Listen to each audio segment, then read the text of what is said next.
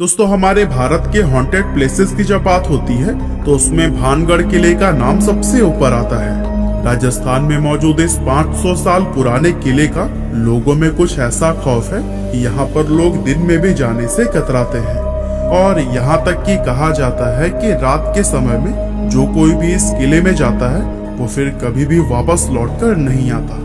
इसीलिए सरकार ने भी खुद बाकायदा बोर्ड लगाकर रात के समय में इस किले में जाने से प्रतिबंध लगाया हुआ है। और दोस्तों, खौफ का आलम तो यह है कि रिजर्व्ड एरिया घोषित किए जाने के बावजूद भी भारतीय पुरातत्व विभाग ने डर की वजह से आज तक यहाँ पर अपना ऑफिस नहीं बनाया है। तो फिर भानगढ़ के इस किले का इतिहास क्या है और आखिर क्यों आज इसको इतना ज्यादा खौफनाक और भुतहा माना जाता है, ये सब हम हमारी आज के इस वीडियो में आपको बताने वाले हैं।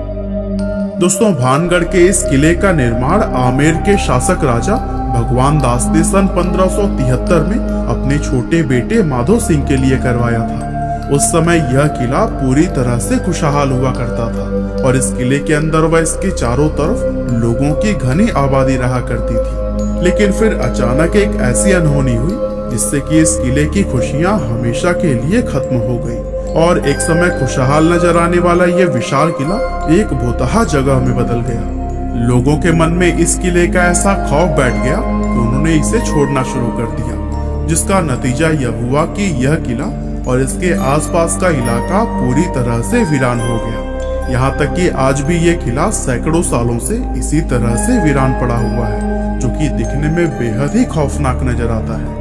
इसके बारे में लोग यह बताते हैं कि किले से लोगों के चीखने, चिल्लाने, रोने और घुंघरुओं की रहस्यमयी आवाजें आती हैं। साथ ही बहुत से लोग यह भी दावा करते हैं कि जो कोई भी इस किले में रात के समय गया है वो फिर कभी भी वापस लौटकर नहीं आया है।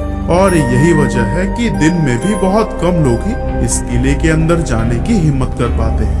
अब ऐसे में ये सवाल तो मन में जरूर आता है कि आखिर इस किले के साथ ऐसा क्या हुआ था कि इसको इस तरह से शापित और भुतहा माना जाने लगा। असल में इस किले के हॉन्टेड होने के पीछे लोगों द्वारा एक नहीं बल्कि कई अलग अलग कहानियां बताई जाती हैं। लेकिन उन सभी में सबसे फेमस, जिस पर लोगों द्वारा सबसे ज्यादा भरोसा किया जाता है, वो है राजकुमारी रत्नावती की कहानी। कहते हैं कि जब इस किले का निर्माण करवाया गया था तब इसमें रत्नावती नाम की एक बेहद खूबसूरत राजकुमारी रहा करती थी। उस समय राजकुमारी रत्नावती की उम्र 18 साल थी और उनकी खूबसूरती की चर्चाएं दूर दूर तक हुआ करती थी। उनकी सुंदरता की वजह से ही बहुत से अलग अलग सियासतों के राजकुमार उनसे शादी करने की इच्छा रखते थे, जिसके चलते अक्सर ही राजकुमारी रत्नावती के लिए शादी के प्रस्ताव आते ही रहते थे।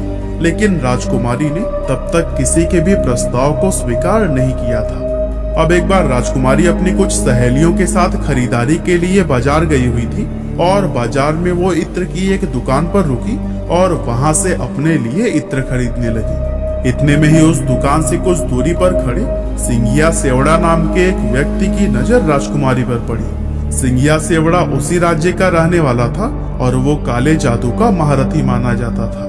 राजकुमारी रत्नावती की सुंदरता को सिर्फ एक नजर में देखते ही सिंघिया उन पर पूरी तरह से फिदा हो गया और वो टकटकी लगाए राजकुमारी को घूरता रहा और उसी पल उसने अपने मन में यह तय कर लिया कि वो राजकुमारी को किसी भी कीमत पर हासिल करके रहेगा।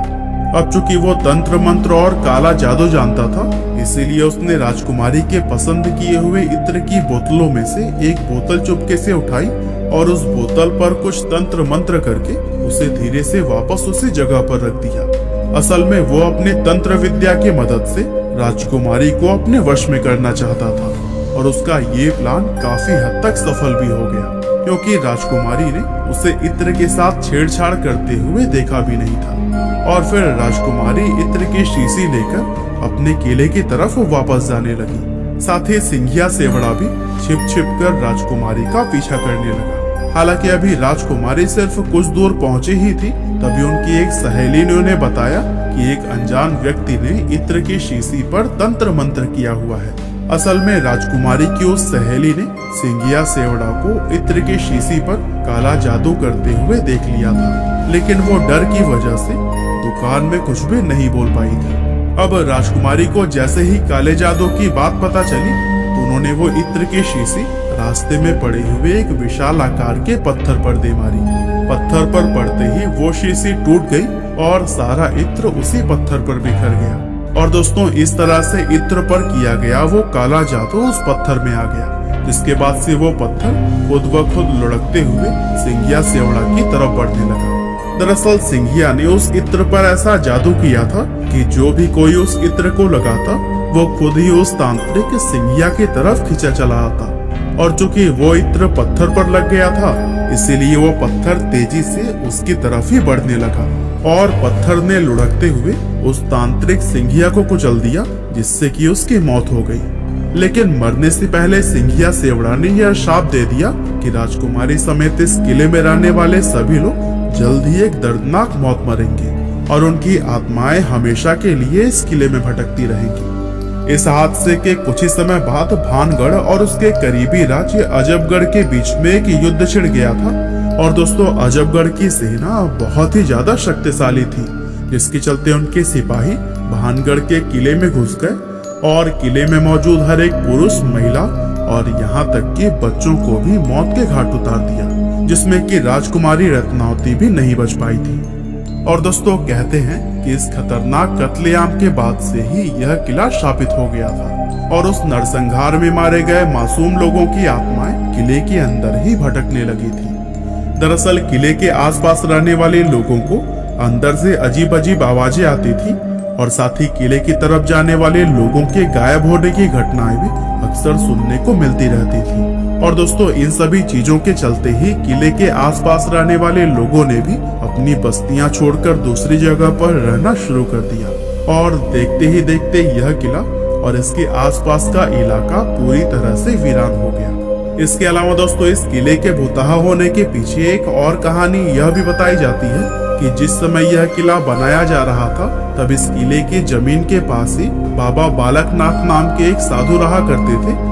और बाबा को जब इस किले के बनने की खबर मिली तो उन्होंने राजा भगवान दास के पास यह संदेश भिजवाया कि वे अपने किले को इतना ऊंचा न बनवाएं कि उसकी परछाई मेरी कुटिया तक पहुंच जाए। अब राजा भगवान दास ने बाबा की उस बात को गंभीरता से नहीं लिया और जब यह किला बनकर तैयार हुआ तो इसकी परछाई बाबा बालकनाथ की कुटिया तक पहुंच गई। और दोस्तों, उस परछाई को देखकर बाबा क्रोधित हो गए और गुस्से में उन्होंने श्राप दिया कि भानगढ़ पूरी तरह से तबाह हो जाएगा। और दोस्तों, बहुत से लोग आज यह भी मानते हैं कि भानगढ़ किले की यह हालत बाबा बालकनाथ के उसी श्राप की वजह से ही हुई है। इसके अलावा एक कहानी तो यह भी बताई जाती है कि भानगढ़ में एक युद्ध हुआ था, जिसमें कि भानगढ़ के सिपाही पूरी तरह से हार गए थे, लेकिन भानगढ़ के राजा और उनके परिवार के दूसरे लोग अपनी जान बचाकर वहां से भागने में कामयाब रहे। अब चूंकि उन लोगों ने किले के अंदर अपना काफी सारा खजाना छिपाया हुआ था, इसीलिए दुश्मनों से उस खजाने को बचाने के लिए एक झूठ फैलाया गया कि यह किला पूरी तरह से शापित है और अगर कोई व्यक्ति इस किले में जाएगा तो उसकी तुरंत ही मौत हो जाएगी। और दोस्तों, इस तरह से खजाने को बचाने के लिए फैलाई गई यह अफवाह लोगों ने सच मान ली और भानगढ़ का यह किला हमेशा के लिए हॉन्टेड समझा जाने लगा। वैसे वजह चाहे जो भी रही हो, लेकिन इतना जरूर है कि इस किले को भुतहा बनाने में हमारी सरकार काफी हाथ रहा है। दरअसल कानून में भूत, प्रेत, पिशाच और बुरी आत्मा जैसे किसी भी चीज को कोई जगह या फिर मान्यता नहीं दी गई है और आज तक किसी भी कोर्ट ने अपना कोई भी फैसला भूत प्रेत को ध्यान में रखकर नहीं सुनाया है। इसके बावजूद भी सरकार द्वारा किले के बाहर बोर्ड लगाकर उस पर लिखना कि रात में इस किले में जाना मना है और भारतीय पुरातत्व विभाग का यहाँ पर अपना ऑफिस न बनाना, ये सभी चीजें कहीं ना कहीं इस बात की तरफ इशारा करती हैं कि हमारी सरकार भी भूत प्रेत में विश्वास रखती है।